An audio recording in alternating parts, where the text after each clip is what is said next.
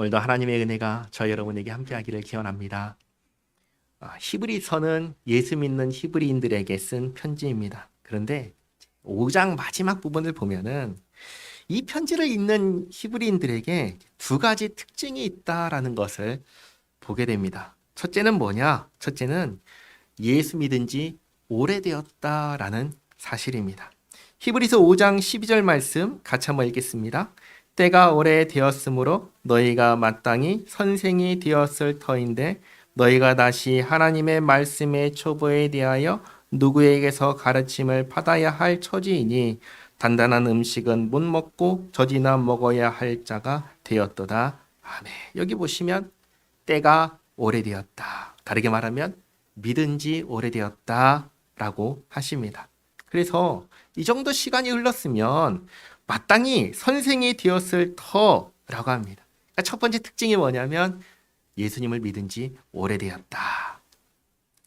그리고 두 번째 특징이 있는데 그건 뭐냐? 아직도 초보다라는 겁니다. 방금 읽었던 5장 12절 말씀도 보시면 하나님의 말씀의 초보에 대하여 누구에게서 가르침을 받아야 할 처지라고 합니다. 젖이나 먹어야 할 자라고 합니다. 우리가 예수님을 믿고 신앙생활을 이제 시작하는데 시작을 합니다. 10년이 지나요? 20년이 지나요? 근데 여전히 또다시 기초를 배워야 할 처지에 있으면 된다는 거예요? 안 된다는 거예요? 그러니까 안 된다는 말씀하는 것이죠. 시간이 흐르면 흐를수록 성장해야 되고 성숙해야 된다라고 하시는 겁니다. 자, 그러면 한번 생각해 보시기 바랍니다. 성장하고 성숙한 사람은 어떤 사람일까요? 단단한 음식을 먹는 사람, 선생이 된 사람은 어떤 사람일까요? 당연한 이야기지만 일단 이 신앙의 기초가 무엇인지를 분명하게 알아야 할 겁니다. 그래서 6장 처음에 1절과 2절에서 신앙의 기초가 무엇인지를 이렇게 가르쳐 줍니다. 히브리서 6장 1절, 2절 같이 읽어볼까요? 그러므로 우리가 그리스도의 도의 초보를 버리고 죽은 행실을 회개함과 하나님께 대한 신앙과 세례들과 안수와 죽은 자의 부활과 영원한 심판에 관한 교훈의 터를 다시 닦지 말고 완전한 대로 나아갈지니라. 아멘. 예수 믿기 전에 가졌던 죽은 행실을 어떻게 하는 것? 회개하는 겁니다. 이게 기초라는 겁니다. 그러니까 예수님을 믿고 난 후에도 여전히 믿기 전과 똑같이 살아가면은 그건 뭐예요? 아직 기초도 쌓지 못한 거예요. 시작도 못한 거라는 겁니다. 그리고 그 다음 보시면 하나님께 대한 신앙을 갖는 것, 세례를 받는 것, 안수를 받는 것, 부활과 심판에 대한 것, 이게 전부 다 뭐라고요? 기초다. 기초다. 그러니까 이 기초에 대해서 잘 알고 다른 사람들한테 가르칠 수 있는 이해를 가지는 것, 그것이 초보를 버리는 겁니다. 초보를 버린다고 하니까 이것들을 다 갖다 버리는 거냐? 그게 아니라 초보를 버려서 전문가가 되는 것이죠. 이 기초를 잘 이해해서 다른 사람들을 가르칠 수 있는 실력을 갖추는 겁니다. 그리고 삶의 열매를 맺어야 합니다. 그게 7절에서 하셨던 말씀입니다. 7절 말씀도 같이 읽겠습니다. 땅이 그 위에 자주 내리는 비를 흡수하여 밭 가는 자들이 쓰기에 합당한 채소를 내면 하나님께 복을 받고 아멘. 하나님께서 베푸신 은혜를 우리가 이렇게 받습니다. 그 은혜가 뭐죠? 하나님께서 우리에게 주시는 은혜가 뭐죠?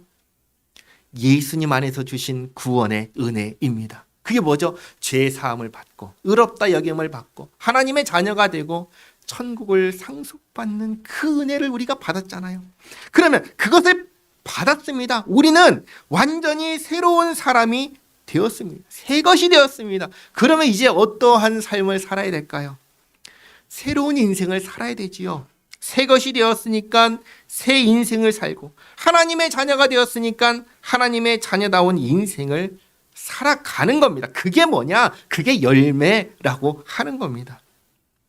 예수 믿는 우리에게서 이 삶의 열매가 나타나야 됩니다. 그러면 우리에게서 나타나야 하는 구체적인 삶의 열매는 뭘까요? 그게 오늘 9절부터 보시면 그게 뭔지를 아주 분명하게 말씀하십니다. 9절에 뭐라고 하시죠? 사랑하는 자들아 우리가 이같이 말하나 너희에게는 이보다 더 좋은 것 곧 구원에 속한 것이 있음을 확신하노라. 구원에 속한 것이 바로 열매라는 겁니다. 그게 뭐냐? 10절. 하나님은 불의하지 아니하사 너희 행위와 그의 이름을 위하여 나타낸 사랑으로. 그 다음이 중요하죠. 이미 성도를 섬긴 것과 이제도 섬기고 있는 것을 잊어버리지 아니하시느니라. 아멘. 하나님께서 우리 가운데 보시는 것 그리고 기억하시는 것이 무엇이라고 하시죠? 성도를 섬기는 것이다.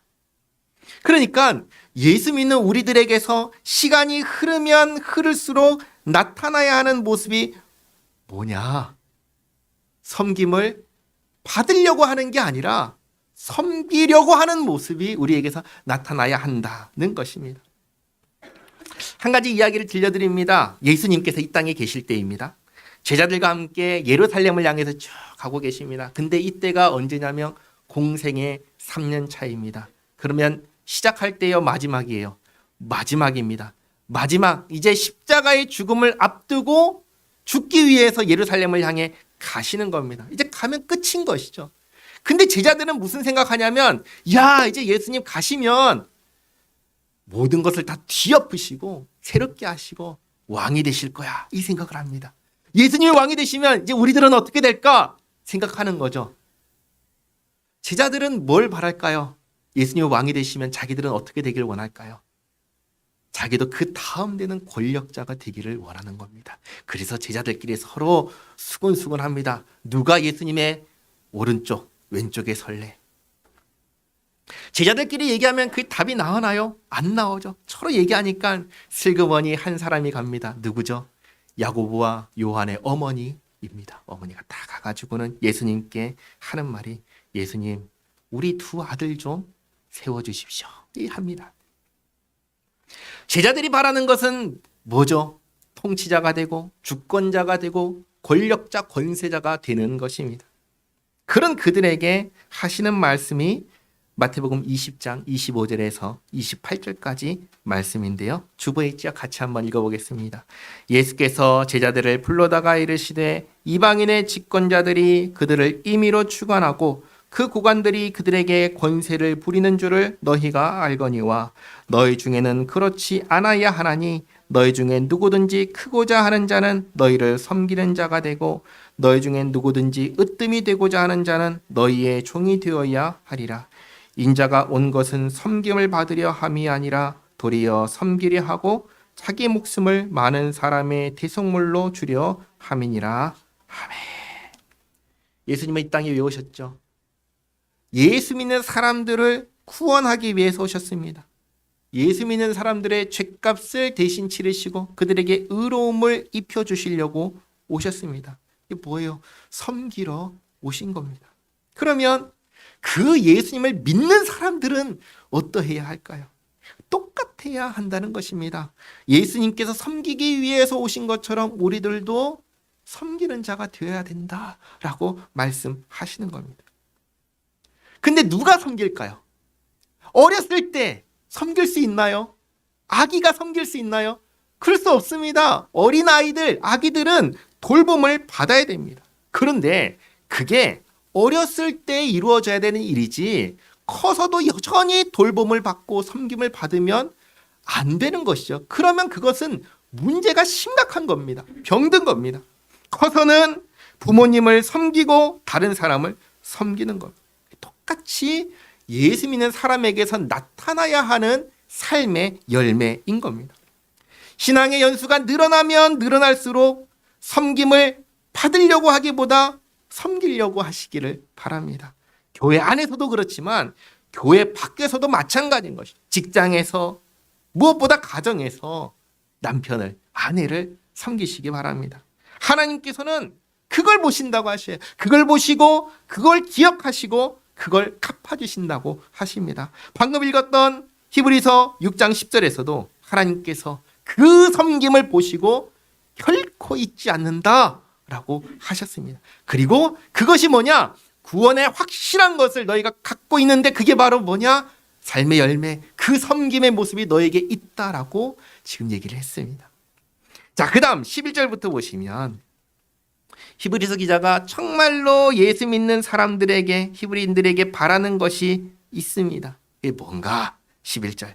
우리가 간절히 원하는 것은 너희 각 사람이 동일한 부지런함을 나타내어 끝까지 소망의 풍성함에 이르러 게으르지 아니하고 믿음과 오래 참음으로 말미암아 약속들을 기업으로 받는 자들을 본받는 자 되게 하려는 것이니라. 무슨 말이죠? 믿음의 선배들을 본받았으면 좋겠다라고 얘기를 하는 겁니다. 믿음의 선배들, 그러면 그 믿음의 선배가 누굽니까? 할 수 있잖아요. 한 사람을 딱 들어서 얘기하는데 그게 누구냐면 아브라함입니다. 아브라함을 얘기합니다. 13절에 하나님이 아브라함에게 약속하실 때에 가리켜 맹세할 자가 자기보다 더 큰 이가 없으므로 자기를 가리켜 맹세하여 이르시되 내가 반드시 너에게 복 주고 복 주며 너를 번성하게 하고 번성하게 하리라 하셨더니, 하나님께서 아브라함에게 약속하십니다. 내가 너에게 복을 주겠다. 내가 너를 번성하게 하겠다.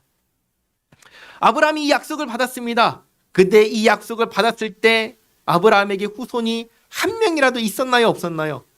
한 명도 없었습니다. 하나님께서는 아브라함에게 번성하게 하겠다라고 하셨는데 아브라함은 아무것도 없습니다. 하나님의 이 약속은 언제 이루어졌죠? 아브라함의 나이 100세에 이루어졌습니다.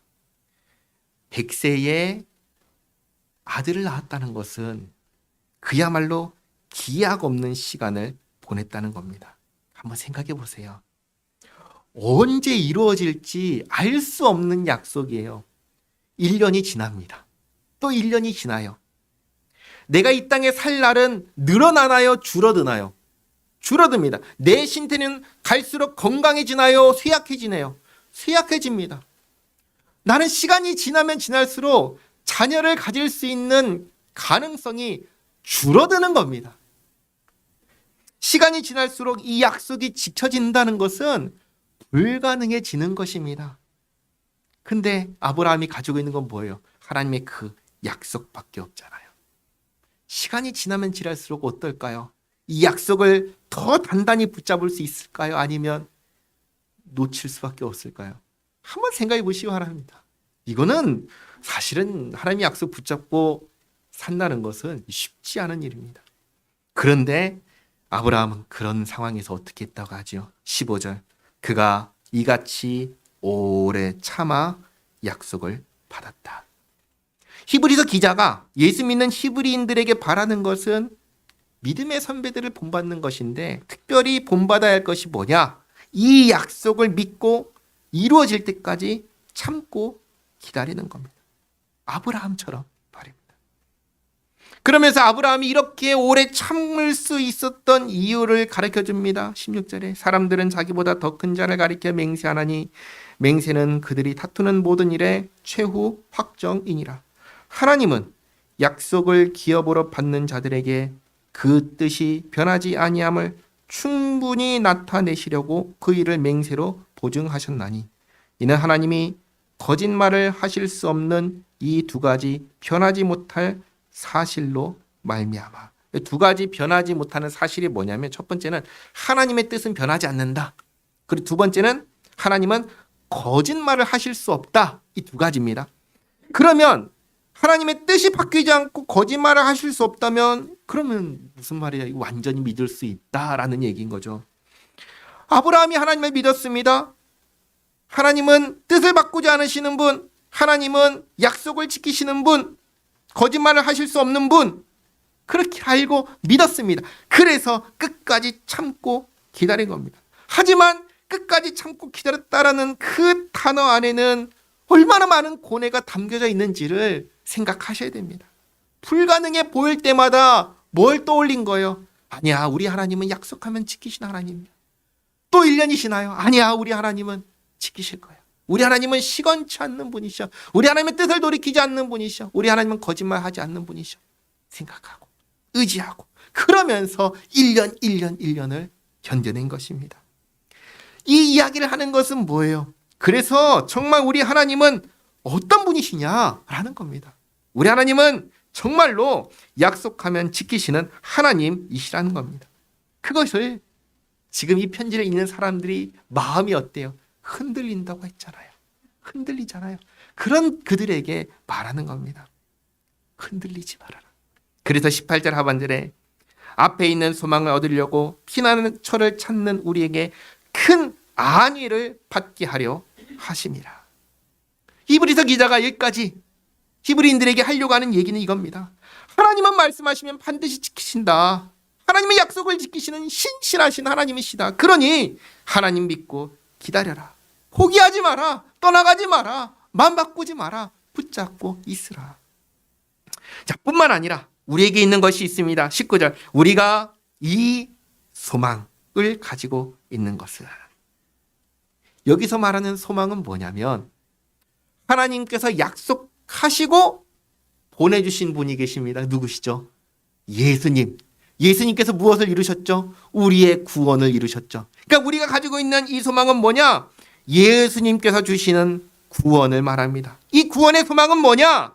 영혼의 닷 같아서 튼튼하고 견고하여 휘장 안에 들어가나니. 여기서 말하는 휘장은 옛날에 성전 안에, 성소 안에 지성소가 있어요. 지성소 앞에 가리고 있는 휘장이 있습니다. 그 휘장을 말하는 겁니다. 그 휘장을 뚫고 들어가서 지성소에 들어가게 해준다는 겁니다. 지성소에는 누가 계시죠? 하나님이 계십니다. 하나님의 임재를 나타내는 것이 지성소입니다. 예수님께서 주시는 구원이 우리를 어디로 가게 한다는 거예요? 하나님께로 나아가게 한다는 것입니다. 그럼 이 일이 어떻게 이루어지는가? 20절. 그리로 앞서가신 예수께서 멜기세덱의 반차를 따라 영원히 대제사장이 되어 우리를 위하여 들어가셨느니라. 누가 이 일을 이루어주시는가? 우리의 소망의 근원 되시고 구원의 근본이 되시는 예수님께서 이 모든 일을 이루신다. 그러면 이제 다시 처음으로 돌아와서 예수님께서 어떻게 그 일을 하실 수 있는지 얘기합니다. 지성소에 들어갈 수 있는 자격은 누구에게 있냐면 대제사장에게 있습니다. 근데 예수님의 가문은 어떤 가문이죠? 유다 가문입니다. 레위인 가문이에요. 대제사장은 레위인, 그 중에서도 아론의 후손만이 대제사장이 되어서 들어갈 수 있습니다. 예수님은 레위 가문이 아니에요. 아론의 후손도 아니에요. 그러니까 대제사장이 아니고 들어갈 자격도 없는 거예요. 그런데 예수님께서 우리를 대신해서 들어가셨다고 하니까 여기서 다시 한번 확인해야 되는 게 이거죠. 도대체 예수님은 누구시길래? 대제사장만 할 수 있는 그 일을 예수님께서 어떻게 하실 수 있으셨는가? 이걸 설명하는 게 7장입니다. 그게 뭐냐? 예수님의 대제사장의 직분의 근거가 되시는 멜기세덱에 대한 이야기입니다. 7장 1절에 이 멜기세덱은 살렘 왕이요 지극히 높으신 하나님의 제사장이라. 여러 왕을 쳐서 죽이고 돌아오는 아브라함을 만나 복을 빈 자라. 아브라함이 모든 것의 10분의 1을 그에게 나누어 주니라. 자, 이 이야기는 어디에 나오는 얘기죠? 창세기 14장에 나오는 얘기입니다. 그 얘기를 잠깐 설명드리면 이렇습니다. 아브라함에게는 조카가 있습니다. 조카가 롯입니다. 롯. 그런데 이 롯이 아브라함과 헤어져 가지고 어디로 가냐면 소돔 땅에 갑니다. 소돔 땅에 정착해서 살아갑니다. 그런데 어느 날 엘람의 왕이 4개의 나라를 합쳐가지고 연합국이 돼가지고 이 소돔을 치러 옵니다. 그래가지고는 쳐서 이기고 사람들과 재물들을 싹 끌어가지고 자국으로 돌아가는 거예요. 이 소식을 아브라함이 듣습니다. 조카 롯이 사로잡혔다는 얘기를 들은 거예요. 어떻게 할까요? 아이고, 내가 어떻게 4개의 나라가 연합했는데 내가 가서 싸우면 되겠나? 포기해야겠다 라고 했을까요? 아니면 어떻게든 구해야겠다고는 달려갔을까요? 어떻게든 구해야겠다가 아니고 달려갑니다. 자기가 데리고 있었던 사병 318명의 사병과 그리고 날 좀 도와달라고 같이 살던 사람들 동맹을 맺어가지고 같이 갑니다. 하지만 그렇게 했다고 해도 4개 나라가 연합한 군대하고 개인의 사병과 이 몇몇 족장들이 연합해가지고 간 거예요. 싸워서 되겠습니까? 계란으로 바위 치는 거죠. 계란으로 바위 치면은 뭐가 깨져요? 계란이 깨지잖아요. 그런데 계란으로 바위를 쳤는데 놀랍게도 바위가 깨졌다고 합니다. 성경은 하나님께서 아브라함이 이기게 하셨다고 얘기를 하십니다. 그래서 조카를 구하고 아브라함이 돌아오는데 그 돌아오는 아브라함을 누가 맞이하는가? 멜기세덱이 맞이했다고 합니다. 흥미롭게도 멜기세덱이 뭘 가지고 나오냐면 떡과 포도주를 가지고 나옵니다. 떡과 포도주는 뭐죠? 우리가 성찬할 때 사용하는 음식들이잖아요. 멜기세덱이 나와서 아브라함을 맞이하고 복을 빕니다. 그러자 아브라함이 그 복을 받고 멜기세덱에게 11조를 바칩니다. 그 말씀 같이 한번 읽어보겠습니다. 창세기 14장 14절에서 20절까지 말씀인데 같이 한번 읽겠습니다. 아브라함이 그의 조카가 사로잡혔음을 듣고 집에서 길리고 훈련된 자 318명을 거느리고 단까지 쫓아가서 그와 그의 가신들이 나뉘어 밤에 그들을 쳐부수고 다메섹 왼편 호바까지 쫓아가 모든 빼앗겼던 재물과 자기의 조카 롯과 그의 재물과 또 부녀와 친척을 다 찾아왔더라. 아브라함이 그돌라오멜과 그와 함께한 왕들을 쳐부수고 돌아올 때 소돔 왕이 사회 골짜기 곧 왕의 골짜기로 나와 그를 영접하였고 살렘 왕 멜기세덱이 떡과 포도주를 가지고 나왔으니 그는 지극히 높으신 하나님의 제사장이었더라.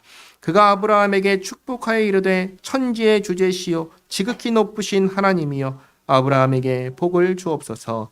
너희 대적을 내 손에 붙이신 지극히 높으신 하나님을 찬송할지로다 하며 아브라함이 그 얻은 것에서 10분의 1을 멜기세덱에게 주었더라. 아멘. 20절 말씀 보시면 너희 대적을 내 손에 붙이신 지극히 높으신 하나님이라고 합니다. 누가 이기게 하셨다는 거예요?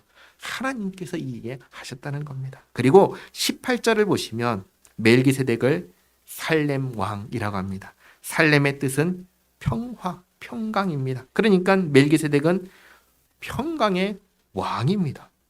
왕이면서 동시에 지극히 높으신 하나님의 제사장이라고 합니다. 성경을 쭉 보시면 왕이면서 제사장인 경우가 없습니다. 왕은 왕이고 제사장은 제사장인데 왕이면서 동시에 제사장인 설레가 레위의 후손 가운데는 없고 여기 멜기세덱에게 있는 것입니다. 그리고 히브리서 7장으로 돌아오면 이 멜기세덱에 대해서 이렇게 가르쳐줍니다. 2절 하반절 그 이름을 해석하면 먼저는 의의 왕이요 그 다음은 살렘 왕이니 곧 평강의 왕이요 아버지도 없고 어머니도 없고 족보도 없고 시작한 날도 없고 생명의 끝도 없어 하나님의 아들과 닮아서 항상 제사장으로 있느니라. 3절에서 아버지도 없고 어머니도 없고 족보도 없고 시작한 날도 없고 생명의 끝도 없다고 합니다. 그러면 멜기세덱은 하나님일까요? 아닙니다. 하나님 아니에요. 여기까지만 보면 이런 오해를 할 수 있습니다. 혹시 예수님께서 구약 시대에는 멜기세덱으로 계셨나? 이런 생각을 할 수 있는데 아닙니다. 예수님께서 사람이 되신 것은 언제예요? 신약 시대입니다. 신약 시대. 구약 시대에 간혹 인간의 모습으로 잠시 나타나실 때는 있었지만 성육신, 완전한 사람이 되신 것은 구약 시대는 없습니다. 신약 시대에 그렇게 성육신 하셨습니다. 그리고 또 이어지는 말씀이 아니라는 것을 아주 분명하게 합니다. 뭐라고 하셨죠? 하나님의 아들과 닮았다라고 하십니다. 닮았다고. 하나님의 아들이 아니라 닮은 겁니다. 그리고 4절에 이 사람이 얼마나 높은가를 생각해보라. 조상 아브라함도 노략물 중 10분의 1을 그에게 주었느니라. 레위 아들들 가운데 제사장의 직분을 받은 자들은 율법을 따라 아브라함의 허리에서 난 자라도 자기 형제인 백성에게서 10분의 1을 취하라는 명령을 받았으나 레위 족보에 들지 아니한 멜기세덱은 아브라함에게서 10분의 1을 취하고 약속을 받은 그를 위하여 복을 빌었나니 논란의 여지 없이 낮은 자가 높은 자에게 축복을 받느니라. 그러니까 두 가지인 거죠. 아브라함에게서 멜기세덱이 11조를 받았고 아브라함을 멜기세덱이 축복했으니 멜기세덱은 어떤 위치냐? 아브라함보다 위다, 높다. 그리고 8절 또 여기는 죽을 자들이 10분의 1을 받으나 죽을 자들이라는 것은 레위의 후손 제사장들은 영원하지 않다는 거예요. 계속해서 죽지요. 죽고 계속해서 바뀝니다. 그걸 말합니다. 죽음으로 중단되는 제사장들이 10분의 1을 받았지만 저기는 산다고 증거를 얻은 자가 받았느니라. 앞에 3절에서 생명의 끝이 없다고 했지요. 죽음으로 끝나지 않는 제사장이 있고 그런 제사장이 10분의 1을 받았다는 겁니다. 9절에 또한 10분의 1을 받는 레위도 아브라함으로 말미암아 10분의 1을 바쳤다고 할 수 있나니 이는 멜기세덱이 아브라함을 만날 때 레위는 이미 자기 조상의 허리에 있었습니다. 다시 말해 레위인 제사장이 아브라함의 허리에 있어서 아브라함과 함께 멜기세덱의 11조를 한 셈이라는 겁니다. 그러니까 지금 이 모든 내용들은 뭘 얘기해요? 멜기세덱을 잇는 대제사장이 아론의 후손 제사장보다 얼마나 더 우월한지를 비교해서 보여주는 겁니다. 그리고 이제 결정적인 얘기를 합니다. 11절에 레위 계통의 제사 직분으로 말미암아 온전함을 얻을 수 있었으면 백성이 그 아래에서 율법을 받았으니 어찌하여 아론의 판차를 따르지 않고 멜기세덱의 판차를 따르는 다른 한 제사장을 세울 필요가 있느냐. 이게 무슨 말이에요? 레위인 제사장으로는 온전함을 얻을 수가 있어요, 없어요? 없다는 말씀입니다. 레위인 제사장으로는 온전함을 얻을 수가 없기 때문에 새로운 다른 제사장, 멜기세덱을 잇는 제사장 누구예요? 예수님이 필요하다. 바로 그 이야기를 하는 겁니다. 그리고 그 다음 이야기는 다음 주에 말씀드리겠습니다. 자, 정리하겠습니다. 오늘 세 가지 부분을 말씀드렸습니다. 첫째는 멜기세덱입니다. 멜기세덱은 참 놀랍고 신비한 사람입니다. 의의 왕이고 평강의 왕이고 동시에 하나님의 제사장입니다. 예수님께서도 똑같이 의의 왕, 평강의 왕이시며 그리고 멜기세덱을 잇는 대제사장이십니다. 레위 제사장과는 다른, 그러나 레위 제사장으로는 얻을 수 없는 그 온전함을 주시는 영원한 대제사장이 우리 예수님입니다. 그래서 우리는 예수님을 의지하여 온전해질 수가 있는 겁니다. 죄 사함과 의롭다 하심을 받을 수가 있는 것이고 예수님을 의지하여 하나님의 자녀가 될 수 있는 것이고 우리가 그토록 바라는 천국에서 살 소망을 우리가 확실하게 가질 수가 있는 것입니다. 자, 다음으로 둘째는 믿음의 본을 따라야 된다 였습니다. 아브라함, 하나님께서 아들을 주실 때까지 기다렸습니다. 아브라함이 이렇게 기다릴 수 있었던 것은 이유가 뭐죠? 하나님을 믿었기 때문입니다. 하나님은 뜻을 바꾸지 않고 또 하나님은 거짓말을 하실 수 없는 분으로 믿고 기다렸습니다. 그리고 약속하신 아들을 받았습니다. 이것처럼 우리도 하나님의 약속을 믿고 참고 기다려야 한다. 인내해야 한다는 것입니다. 오늘날 우리가 기다리는 하나님의 약속이 남은 것 딱 한 가지 있습니다. 이게 뭐죠? 다시 오신다. 그렇죠? 주님께서 다시 오신다 하셨던 그 말씀입니다. 언제 오실지 우리가 아나요, 모르나요? 우리는 모릅니다. 그러나 주님께서 오실까요, 안 오실까요? 오십니다. 반드시 오십니다. 왜냐하면 주님은 어떤 분이시죠? 뜻을 바꾸지 않으시고 거짓말을 하실 수 없는 분이시기 때문입니다. 지난 주 중에 우리 경건 새벽 기도를 했습니다. 성찬을 제정하실 때 이 성찬은 언제까지 지키라고 하셨냐면 주님 오실 때까지 지키라고 하셨습니다. 성찬을 제정하실 때 이미 초대교회 때부터 처음부터 모든 사람들은 신자들은 주님 다시 오실 것을 그때부터 믿으면서 시작한 것입니다. 주님께서 오실 것을 믿고 기다리는 것, 그것이 믿음의 선배들을 본받아서 우리가 가져야 되는 모습인 것입니다. 마지막 셋째는 우리에게 열매가 있어야 한다는 것입니다. 예수 믿은 지 오래가 되었다면 이제 믿음의 기초에 대해서는 충분히 이해하고 설명할 수 있어야 합니다. 그리고 그 믿음의 열매가 있어야 합니다. 그 열매가 뭐라고 했죠? 섬김이라고 했습니다.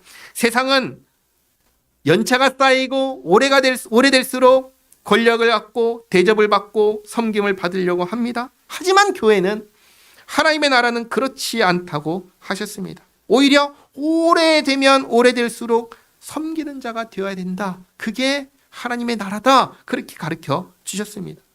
그래서 우리에게 이제 처음 오시는 분들, 신앙의 초보, 어린아이 때에는 우리가 열심히 섬겨야 됩니다. 그들은 섬김을 받아야 됩니다. 하지만 그 상태에 머물러 있으면 안 됩니다. 시간이 흐르고 1년, 2년 지나면 장성해서 성장해서 그래서 내가 하루라도 빨리 믿었다면 나보다 늦게 믿은 사람을 섬길 수가 있어야 됩니다. 그게 교회입니다. 그게 우리에게서 나타나야 되는 믿음의 열매입니다. 이 모습이 교회에서, 직장에서, 가정에서 그렇게 나타나서 그 모습을 하나님께서 보시고 기억하신댔잖아요. 우리의 모습을, 우리의 섬기는 그 모습을 주님께서 보시고 기억하시며 그 갚으심을 기대할 수 있는 그런 삶을 살아가는 우리 모두가 되기를 바랍니다. 기도하겠습니다. 하나님 감사합니다.